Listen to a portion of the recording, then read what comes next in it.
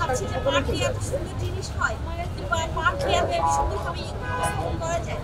আসলে এই প্ল্যাটফর্মটাতে আসার পরবর্তীতে এই প্ল্যাটফর্মটা যদি না হতো তাহলে অবশ্যই সবাই জানতে পারতেন না।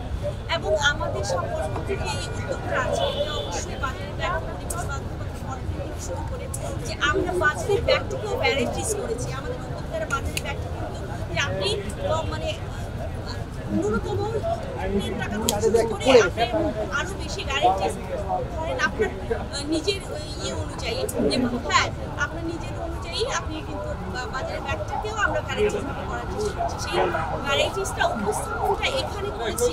তো সবাই ভাবছে যে আল্লাহ আমি এই ব্যাগটা কেন ক্যারি করছি, তাহলে আমি কেন এই ধরনের ইউনিক ব্যাগটা ক্যারি করছি না। তো আসলে কি আমরা একটা প্ল্যাটফর্ম রেডি করেছি ইনশাআল্লাহ। সেই প্ল্যাটফর্মে আমাদের অনেক উদ্যোক্তা আছে আমাদের সঙ্গে। এই স্বদেশী উদ্যোক্তার মূল লক্ষ্যই হচ্ছে যে আমাদের নারী বলেন বা উদ্যোক্তা যারাই আছেন যে প্ল্যাটফর্মে তারা সবাইকে সবার কাছে থেকে পৌঁছে দিতে পারে।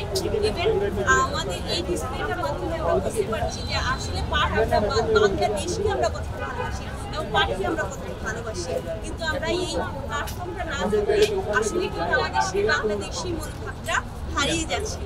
ইনশাআল্লাহ আমরা এই প্ল্যাটফর্মটা ইনশাআল্লাহ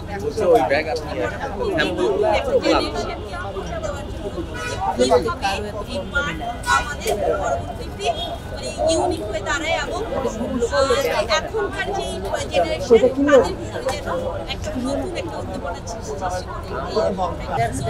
ছেলেমেয়েরা এই কাজের থেকে তাদেরকে আমার মূল টার্গেট ঢাকা বেশি না গ্রামে যারা সেক্টর ধন্যবাদ।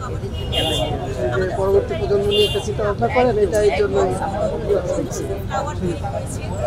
বা ওই সংস্কৃতিটাকে আপনি ধরে রাখছেন। পাট কিন্তু এখন ওই রেয়ার হয়ে গেছে।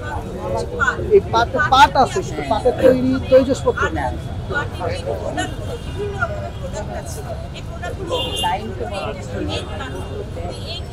আমাদের এখানে যেটা রেসপন্স আমি পাচ্ছি সেটা হচ্ছে সবাই